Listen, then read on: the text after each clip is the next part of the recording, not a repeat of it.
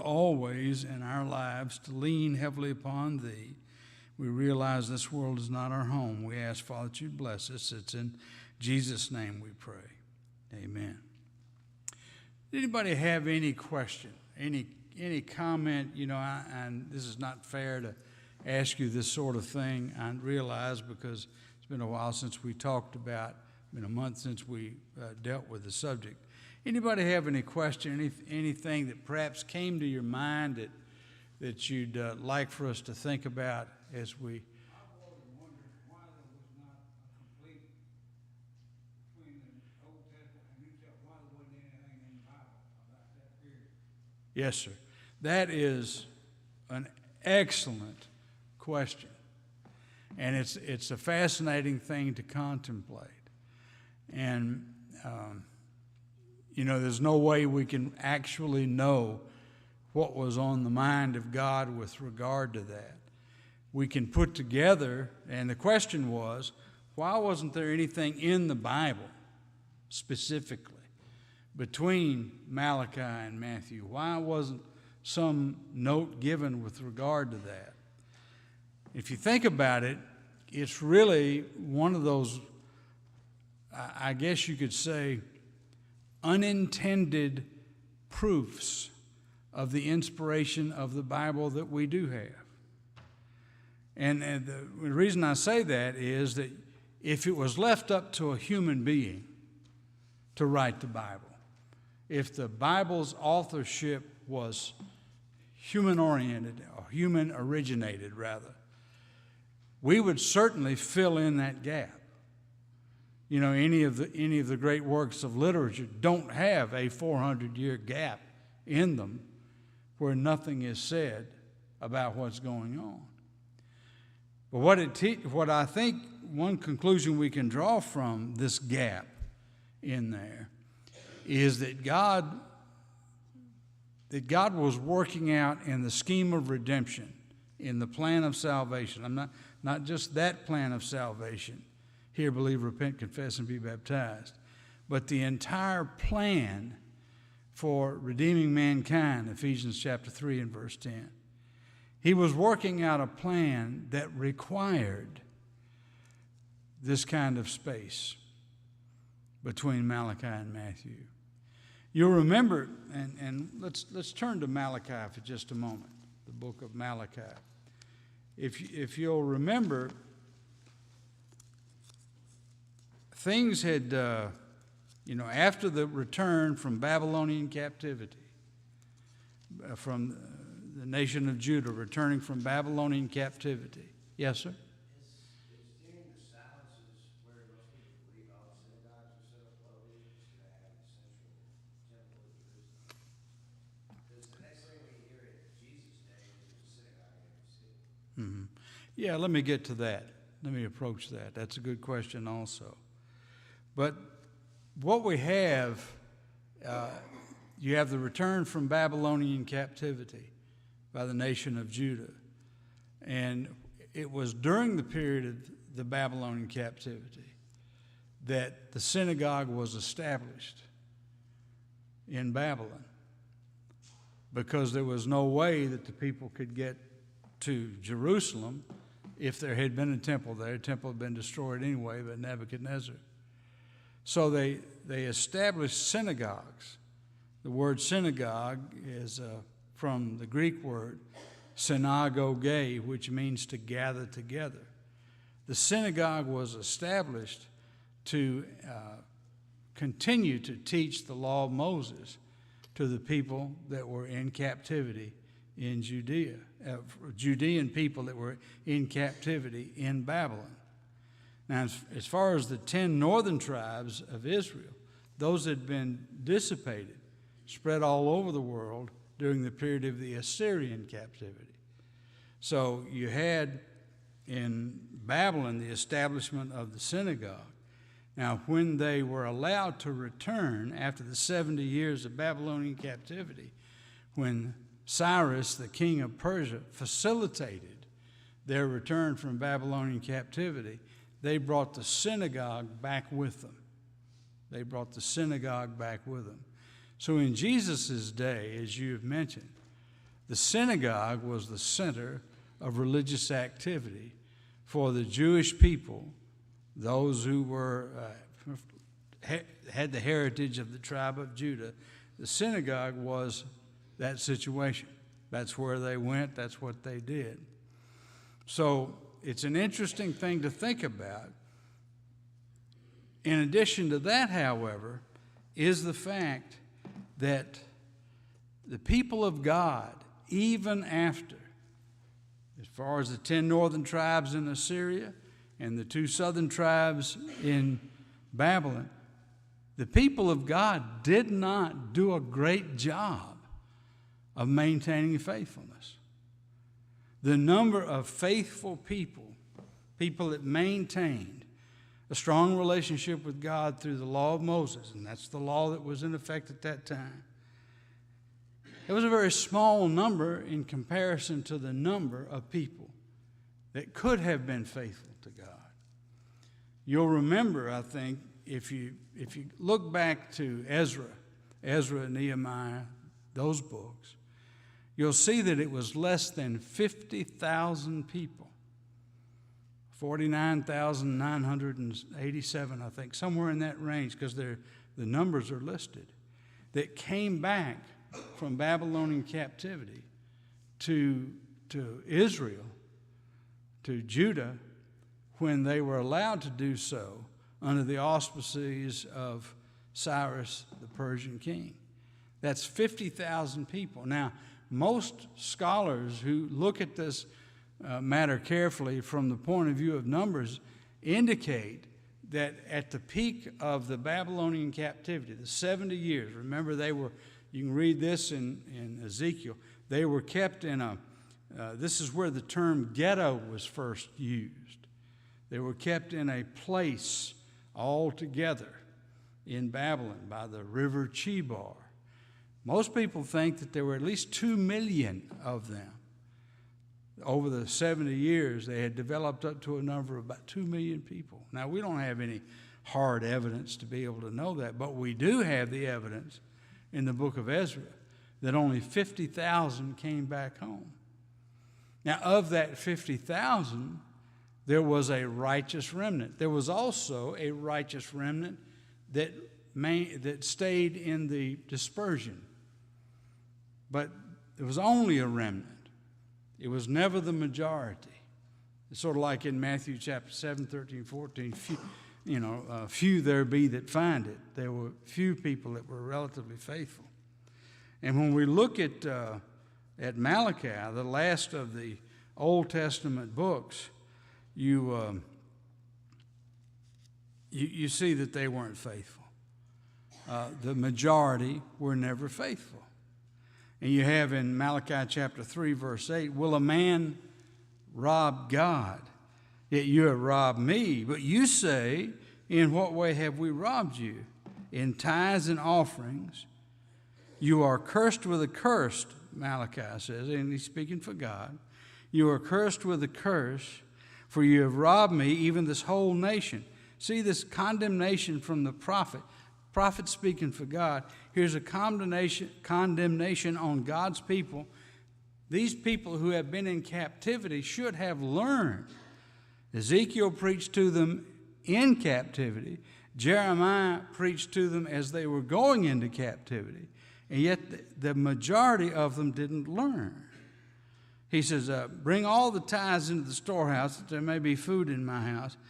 And try me now in this, says the Lord of hosts, if I will not open for you the windows of heaven and pour out for you such blessing, there won't be room enough to receive it. Now, what Malachi is doing, he's saying, listen, folks, we have not done a good job in being faithful. And he tells them in this book, if you will be faithful, if the people will be faithful to God, God will bless you. And of course, most of them weren't. However, even in the face of that kind of rebuking, God was preparing a tremendous blessing for them. And that blessing, of course, is associated with the coming of Jesus Christ. And the precursor for Jesus Christ, who is John the Baptist, that we read about in the New Testament. So when you look at this gap in here, and it's 400 years, it's a 400-year gap. We can think about. We can say, well, wonder why God did that. There's no way I can know. No way. I don't see how anybody could know. However, we do know what happened.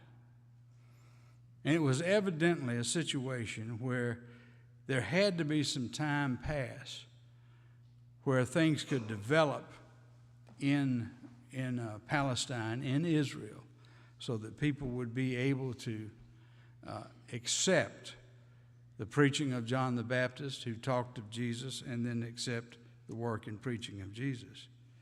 So it is a big question as to why there's nothing in the text itself that pertains to that. Now, in addition to that, there are a number of passages, and these are difficult passages, some of them, but you get over into Zechariah, which is also a post-exilic prophet. You had Haggai, Zechariah, and Malachi, the three prophets after that exile in Babylon. You get over into Zechariah, and you're able, if you can follow it out, and as I said, it's a challenging thing to do, to see that in terms of time, the time for Jesus to come is prophesied in Zechariah. Where it's prophesied even more distinctly is in the book of Daniel. And in the book of Daniel, you've got the kingdoms of the world. You know, you go back and you look at the way they're broken forth in the book of Daniel.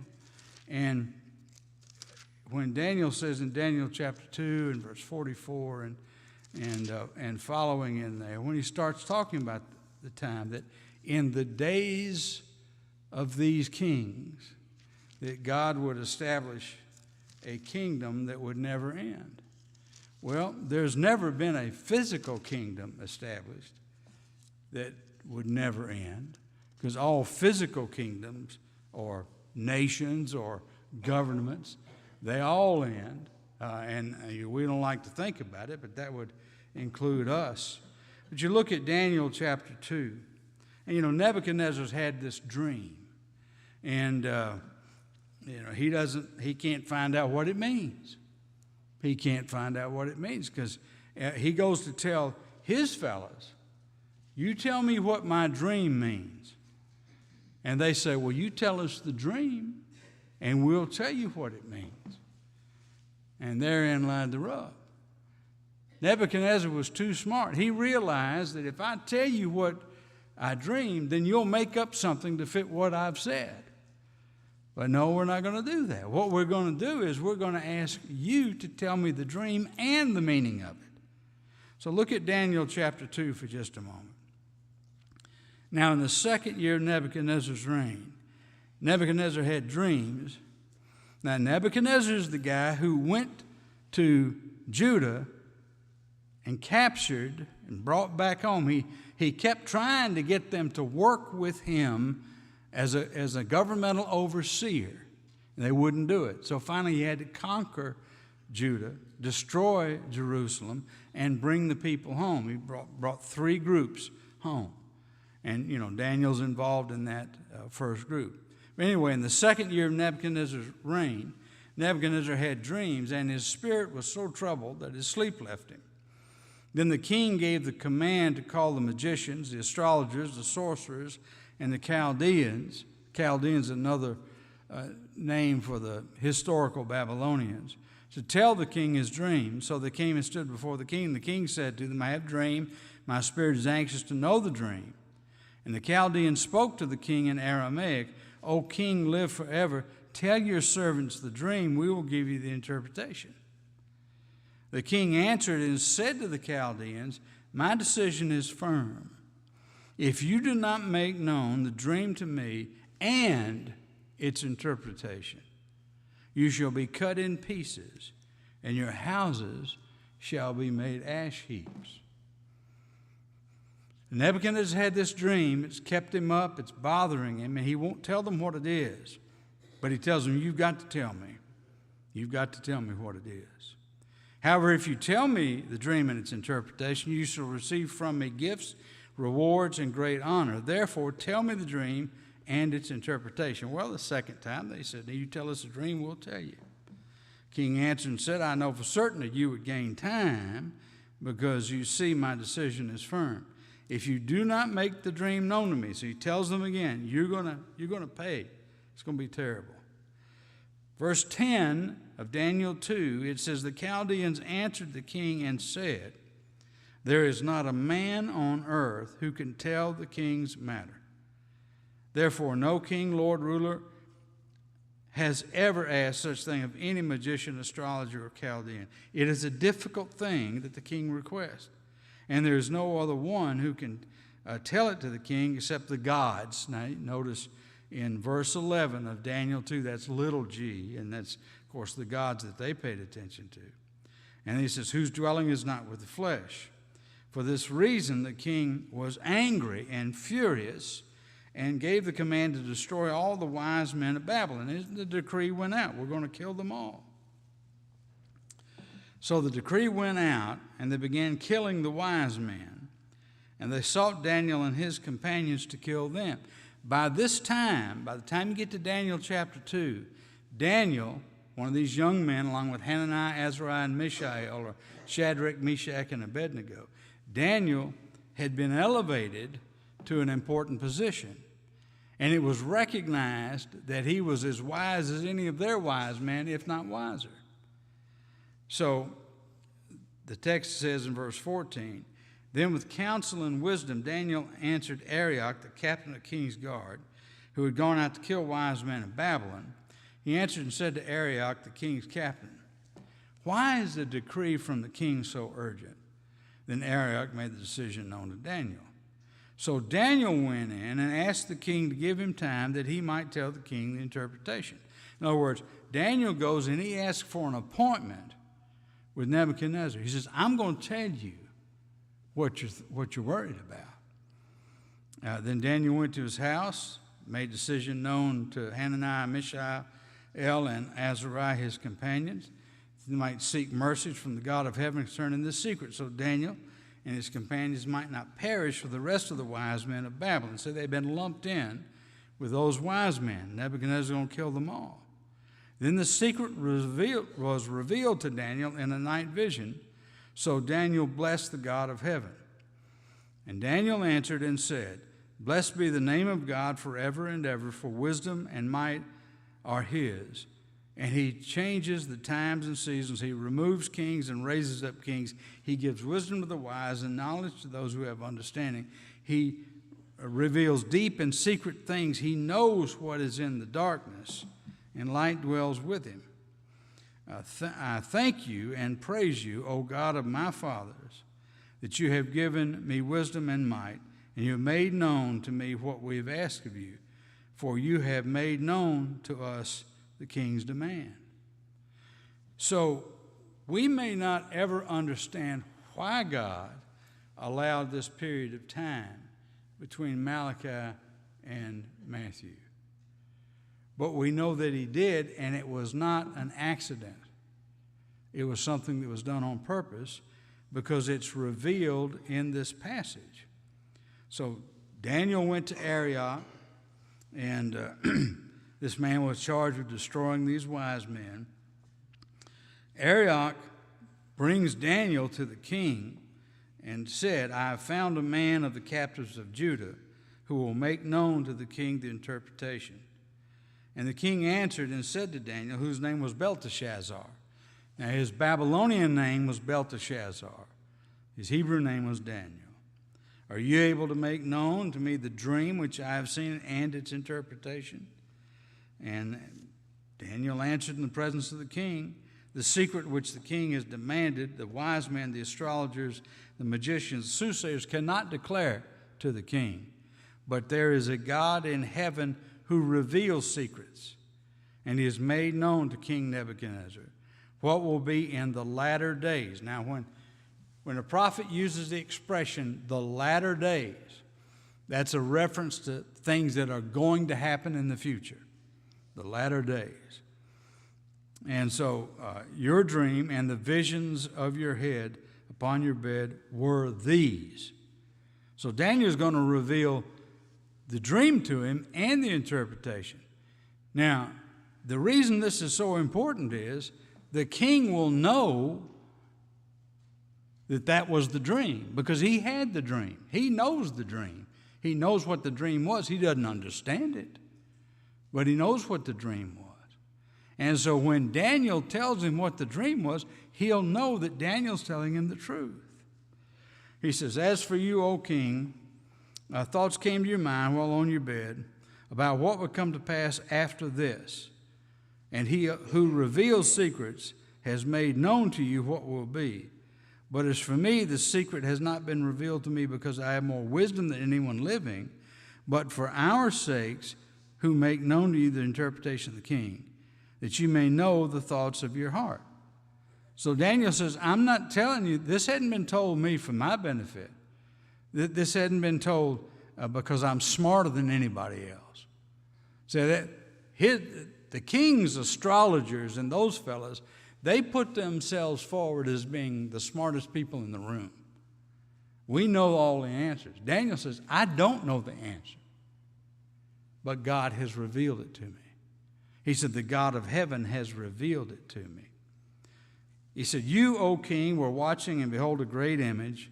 This great image, whose splendor was excellent, stood before you, and its form was awesome. This image's head was of fine gold. Now, we're familiar with this.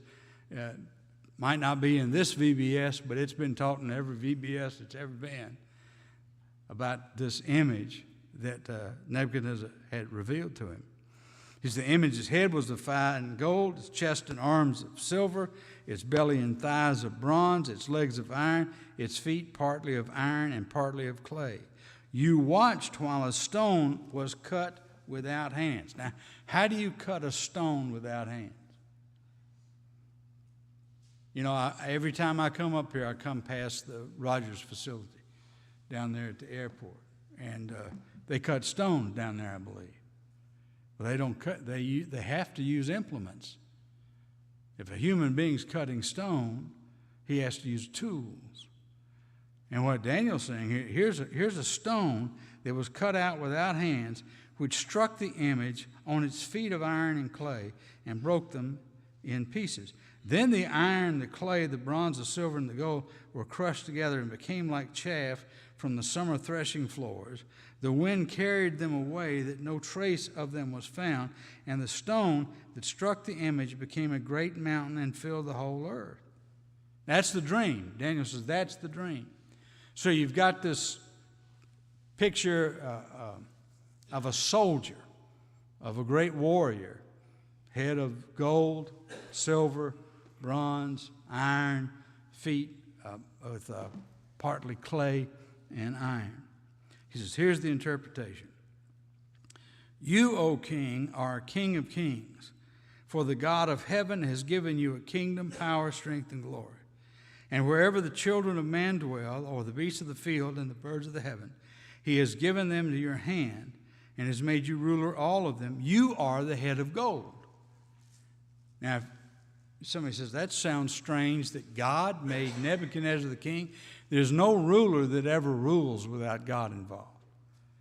You say, what about in the New Testament? We go to the New Covenant, go to Romans 13. Governments are ordained of God, and Nebuchadnezzar was one of them. Was he a good ruler? Not all the time. Has there been perfect rulers of any kingdom on this earth, including ours? No.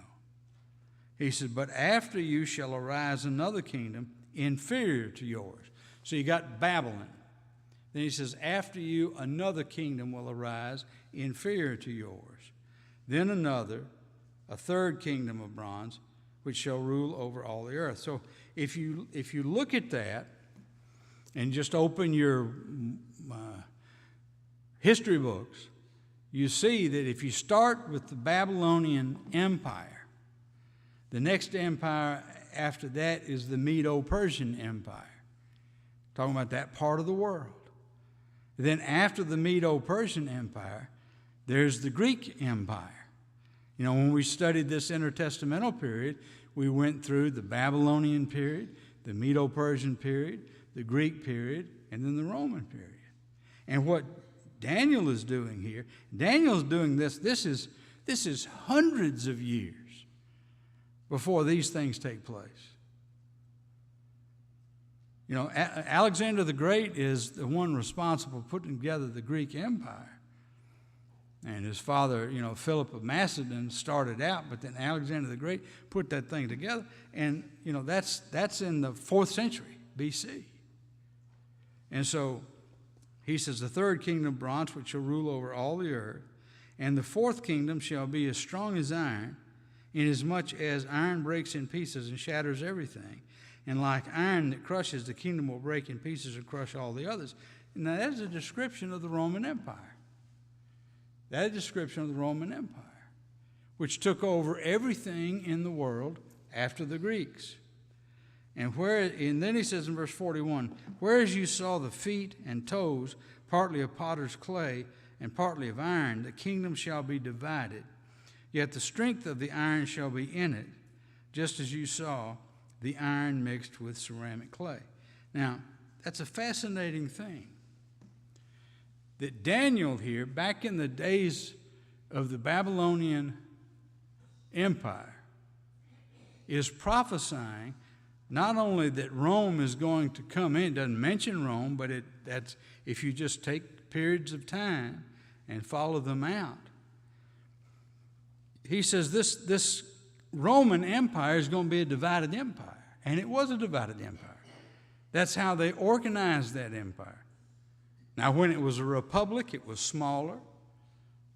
But when it became an empire, it was larger, and it was divided into different parts so that it could be ruled over. You know, when we studied the intertestamental period, we talked about Rome had 2 kinds of provinces. It had proconsular provinces and procutorial provinces. That's dividing the kingdom up so that it can be ruled. You know, Rome didn't try to rule it all at once at one time under the same head. Even though the emperor was over all of it, they had it divided. He says, whereas you saw the feet and toes, partly of potter's clay and partly of iron, the kingdom shall be divided. Strength of iron will be in it. So it's going to be a strong kingdom, but it won't be like it was before. During the period of time leading up to the coming of Christ, Rome was a divided empire. It did not have consistent strength from one end to the other. And most of you know, those of us in our rough age category, you know, we read the rise and fall of the Roman Empire. We were made to read all these big books in school and history and so forth. And so we understand that Rome ultimately ended up falling apart from the inside because of the influence of the different parts. You know, the Germans came down, and you know, it's a big historical situation. But anyhow, what Daniel says, he says, as the toes of the feet were partly of iron and partly of clay, so the kingdom shall be partly strong and partly fragile. Now that describes the Roman Empire of the 1st century. And it's one of those studies that is a tremendously rewarding study, but it is a long, drawn-out situation to get into. And then he says, verse 43, as you saw iron mixed with ceramic clay, they will mingle with the seed of men, but they will not adhere to one another, just as iron does not mix with clay.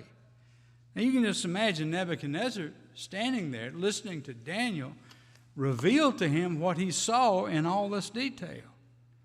See, that's the key to us understanding today how this had to have been the true prophecy. So in verse 44, Daniel 2:44 is a capital passage. in the Old Testament pertaining to the time of the coming of Jesus Christ and the church. And Daniel said to Nebuchadnezzar, and in the days of these kings, which kings? The kings of the Roman Empire, the divided Roman Empire, separated, people like Herod that we studied about. And, there was a king in Syria. There was a king in Greece. There's a king here, there, Egypt. Kings all over the place, still under the heading of the Roman Empire. But what Daniel tells Nebuchadnezzar is the days of these kings, the God of heaven will set up a kingdom which shall never be destroyed. Now, what kind of kingdom has never been destroyed? That's right. The man said Christ's church. That is it. This is a prophecy of the coming of the church. Daniel 2:44. It's like heaven affecting all nations. Say it again, please. The good news of Christ is like yeast affecting all nations. That's right. It's not corrupted, but It changes everything it touches. So he says, and the kingdom shall not be left to other people. It shall break in pieces and consume all these kingdoms, and it shall stand forever. Now that is the only kingdom that fits that description, is the church, the Lord's church. Now, when did the prophecy say it was going to happen? In the days of the Roman Empire, the days of these kings, which is not after Malachi, not right after Malachi. That was still during the period of time of the Persian Empire, the Medo-Persian Empire. And between, in Daniel 7, you get details about the Greeks. You get details about that. And what Daniel is telling Nebuchadnezzar is what you saw in your dream is the coming of a spiritual kingdom. And it's going to come in the days of these kings that I'm talking about that are represented by iron and clay mixed together, and that's the Roman Empire. That's the time of the Roman Empire. And since that time, the only kingdom, really it's always been this way. There's never been a kingdom that could stand forever. There's never been a nation. There's never been a country. The United States will not stand forever. I wish it would. I mean, I'm an American. I want it to. But if I believe in the Bible, as a matter of fact, it's changed a lot from what it used to be, hasn't it? Or has it? It's changed a lot. And it's not what it was. So I grew up in the 50s and 60s. It's not what it was then. Certainly isn't what it was 50 years before that, or 50 years before that, or 100 years before that. It's never been perfect. It's never been precisely just exactly right. However, there's a spiritual kingdom that can prosper within the context of any nation on the earth. And that spiritual kingdom is the church. Verse 45, he says, inasmuch as you saw that the stone was cut out of the mountain without hands, and that it broke in pieces the iron, the bronze, the clay, the silver, and the gold, the great God has made known to the king what will come to pass after this. He says, the dream is certain and the interpretation is sure. Nebuchadnezzar fell on his face. It's just exactly like God told Daniel it would be. Prostrate before Daniel and commanded that they should present an offering and an incense to him. King answered Daniel and said, truly your God and the God of gods is the God of gods, the Lord of kings, and a revealer of secrets, since you could reveal this secret. And that started Daniel on the road to success, and of course got him in trouble too with the people who were jealous of it and so forth. But when we try to figure out, I still can't answer the question. I don't know anybody. I mean, we have to be humble about this. I can't imagine somebody being able to say why God wanted this period of time to pass before the establishment of the church. Maybe he just wanted the people to skew a little bit. 70 years is the length of a person's life. Why they waited till a generation? Well, I think there's a lot to that. I think he's trying to.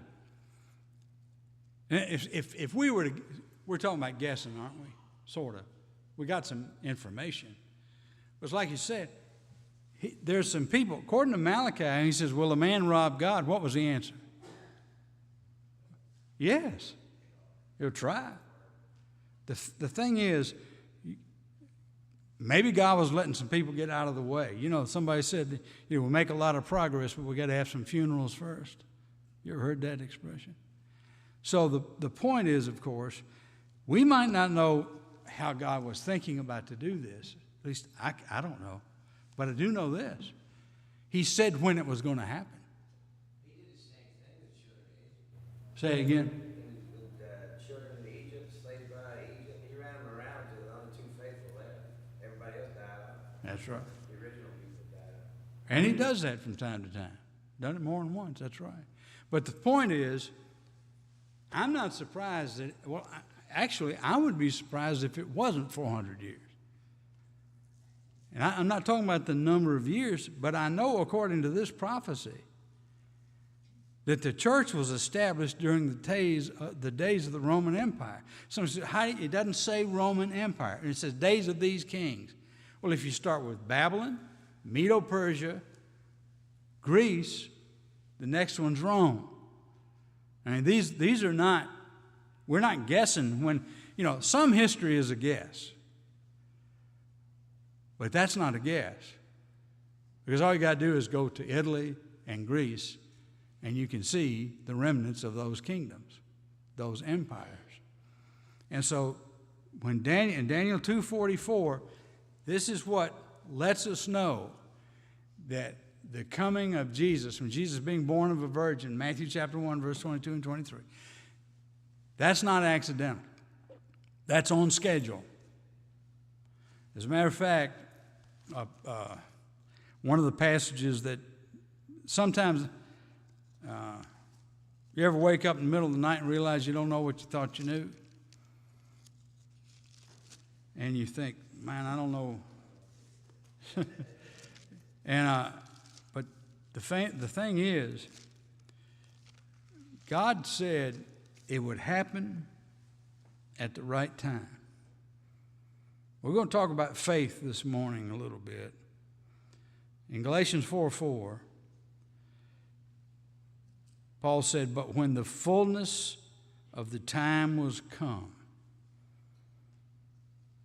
God sent forth his Son, made of a woman, made under the law, to redeem them that were under the law, that we might receive the adoption of sons. And because you're sons, God has sent forth the Spirit of his Son into your heart, saying, Abba, Father. So God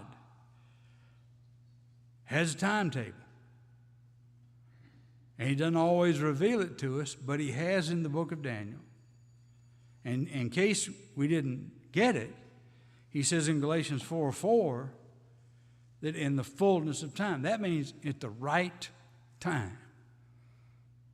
Now, I wonder if 400 years was long enough for all the false prophecies to be proven false. And then the real Jesus shows up and fulfills the real. I think it was to the remnant. There are plenty of people that didn't buy it because they did not have the correct spiritual orientation. There's two kinds of people. I'm starting preaching now. But there's two kinds of people. There's the people that are looking to give in to God, that want to do what God wants done. And that ought to be all of us. And the other kind of person is, I love God, however, I want this. Or I think this. Jeremiah said in Jeremiah 10:23, O Lord, I know that the way of man is not in himself. It's not in man that walks to direct his own steps. You get right down to it, what we have to do is believe what God says. Maybe the question of why it wasn't revealed could go back to the Old Testament in Deuteronomy 29, where it says the secret things belong to God, but he did reveal to us the things that we need to know. That's right. Yeah, God didn't tell us everything, and won't, I don't think. You know, what would happen if I thought I knew everything? I had a period of time like that. That's right. That's right. I think I was about 13 or 14. I thought I knew everything, and then about 2 weeks later, I realized I didn't. But if you think you know everything, you can't. Like the man said, you can't learn anything. You got to leave room. And that's why when people ask me about preachers, what kind of preacher do we need? First thing you need is a humble man. I'm not talking about a weak need man. I'm talking about somebody who realizes ain't no way he can know it all. Well, I think we're just about out of time. Anybody have any other thought or question? Yes. You were saying something about the 400-year period between Malachi and Synagogue. That's a gap between the Mosaic age and the Christian age. But there's also a 300-year gap between the patriarchal age and the Mosaic age. And so I think 1797 to 1496 is between the age of first and the 400 years between the. If some of you at that time says people think. Yeah, I hadn't thought about that today, but that's correct. Thank you, Colin. Appreciate that. Other than the law of Moses, was God silent during those 400 years? Say that again, please. Other than the law of Moses, was God silent those 400 years? I don't know. I know that he did not inspire anything to be written in addition to what we have in the Old Testament. Now, what did he reveal things? Well, maybe we can think about that a minute. He revealed some things to John the Baptist. And he revealed some things to John's mother. He revealed some things to Mary. So, it's just. That's right. And you could be saved during that period of time. You could be saved during the period of time that you're talking about. You could be saved in two ways. You could be saved if you were faithful to God in the patriarchal dispensation if you weren't a Jew. Or you could be saved by being faithful to God under the law of Moses. And somebody says, well, I don't understand that. Well, I don't either. But those dispensations didn't wind up. The fullness of time, Galatians 4:4, and Hebrews chapter 1, chapter 2, everything starts brand new with Jesus. And then everything before that doesn't count anymore. These are the last days. There won't be any more after this. Now, I don't know when these are over, and nobody else does either.